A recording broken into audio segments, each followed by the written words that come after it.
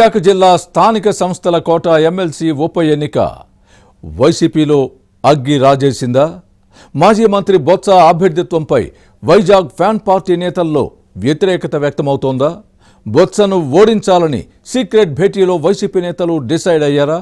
లోక్సభ ఎన్నికల్లో Botsa ఝాన్సీని ఓడించినట్టే MLC బైపోల్లోనూ సత్యబాబుకు shock treatment ఇవ్వాలనే స్ట్రాటజీని follow అవుతున్నారా? Let's watch the story.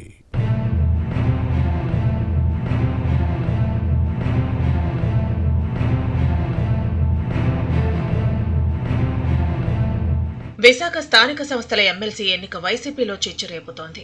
Vizianagaram జిల్లాకు చెందిన మాజీ మంత్రి బొత్స సత్యనారాయణను ఫ్యాన్ పార్టీ అభ్యర్థిగా ప్రకటించడంపై అసంతృప్తి రాజుకుంటోంది. విశాఖ జిల్లాలో లోకల్ లీడర్స్ లేక బొత్సను ఇంపోర్ట్ చేసుకున్నారా అని జిల్లా నేతలు నిలదీస్తున్నారు. విశాఖ జిల్లాలో ఆధిపత్యం సాధించాలని ఎప్పటినుంచో భారీ స్కెచ్ వేశారు బొత్స. ఈ ప్లాన్లో భాగంగానే పార్లమెంటు ఎన్నికల్లో విశాఖ లోక్సభ సీటు నుంచి వైసీపీ అభ్యర్థిగా తన సతీమణి బొత్స ఝాన్సీని పోటీ చేయించారు. అయితే అప్పుడు ఓపెన్ గా చెప్పకపోయినా దాదాపు వైజాగ్ నేతలు అందరూ ఈమె అభ్యర్థిత్వాన్ని ముక్త కంఠంతో వ్యతిరేకించారు.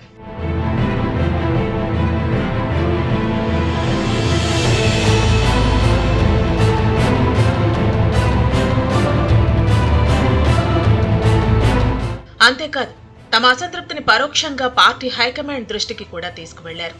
అయితే అప్పుడు తాడేపల్లి ప్యాలెస్ పెద్దలు అసంతృప్తి నేతలను పుచ్చగించి ఎన్నికల్లో బొత్స ఝాన్సీ విజయానికి కృషి చేయాలని కోరారు.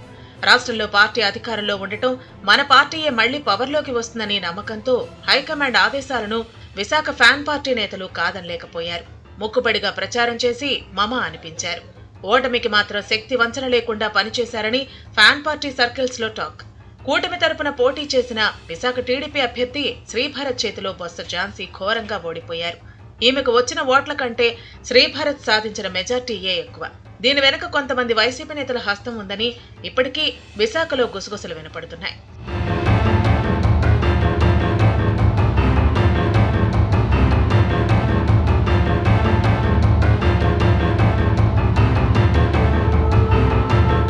బొత్స ఝాన్సీ చిత్తుగా ఓడిపోయిన తర్వాత విశాఖలో ఈ ఫ్యామిలీ ఆధిపత్యానికి చెక్ పెట్టామని విశాఖ వైసీపీ నేతలు పండుగ చేసుకున్నారు.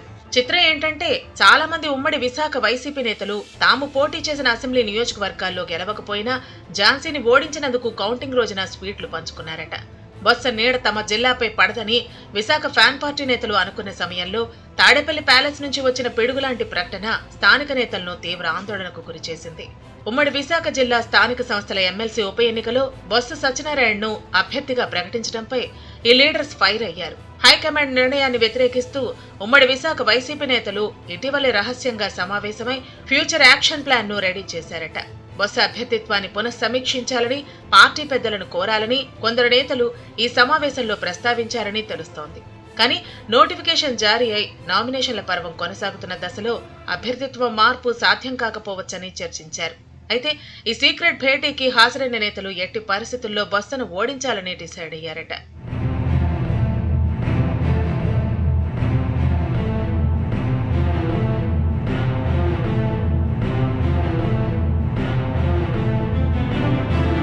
బొత్సను ఎంపిక చేయడాన్ని విశాఖ వైసీపీ నేతలు ఇప్పటికీ జీర్ణించుకోలేకపోతున్నారు. అసెంబ్లీ ఎన్నికల్లో చీపురుపల్లిలో టీడీపీ అభ్యర్థి కిమిడి కళా వెంకట్రావు చేతిలో బొత్స సత్యనారాయణ ఓడిపోయారు. విశాఖ జిల్లాలో జరిగే ఎమ్మెల్సీ ఉప ఎన్నిక అభ్యర్థిగా విజయనగరం జిల్లాకు చెందిన బొత్సను తమనెత్తిన రుద్దటం ఏంటని వైజాగ్ వైసీపీ నేతలు నిలదీస్తూ హైకమాండ్ నిర్ణయాన్ని తీవ్రంగా తప్పుపడుతున్నారు. అందుకే అధిష్టానానికి బుద్ధి చెప్పాలంటే ఎమ్మెల్సీ ఉప ఎన్నికలో బొత్సను ఓడించి మర్చిపోలేని రిటర్న్ గిఫ్ట్ ఇవ్వాలన్న నిర్ణయానికి వచ్చారట. వాస్తవానికి స్థానిక సంస్థల ఎమ్మెల్సీ ఎన్నికలు గెలవటానికి వైసీపీకి కావాల్సిన దానికంటే ఎక్కువ సంఖ్య బలం ఉంది. కానీ ఈ నేతలు తీరు చూస్తే కూటమి అభ్యర్థి సునాయాసంగా గెలిచే అవకాశాలే ఎక్కువగా కనిపిస్తున్నాయి. బొత్స ఫ్యామిలీ విశాఖలో ఎంటర్ అయితే తాము ఉనికి కోల్పోతామని భావిస్తున్న వైజాగ్ వైసీపీ నేతలు పార్టీ పెద్దలకు గుణపాఠం చెప్పే ప్లాన్లో ఉన్నారు.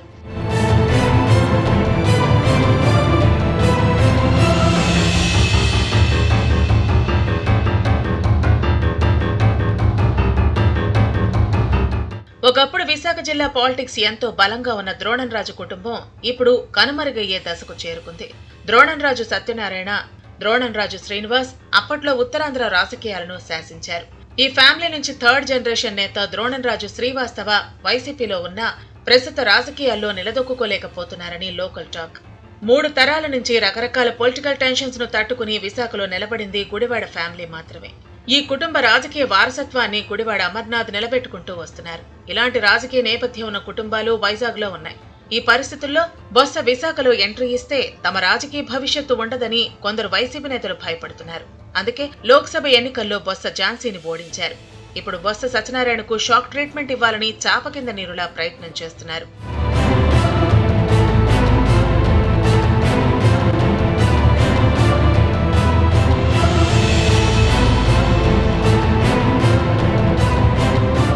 అయితే ఉమ్మడి విశాఖ జిల్లా స్థానిక సంస్థల కోట ఎమ్మెల్సీ టికెట్ తమకే వస్తుందని మాజీ మంత్రి గుడివాడ అమర్నాథ్, వైసీపీ జిల్లా అధ్యక్షుడు కోలా గురువులు, మాజీ ఉప ముఖ్యమంత్రి బూడి ముత్యాల నాయుడు, మాజీ ఎంపీ ఎంవీవీ సత్యనారాయణతో పాటు పలువురు నేతలు ఆశలు పెట్టుకున్నారు.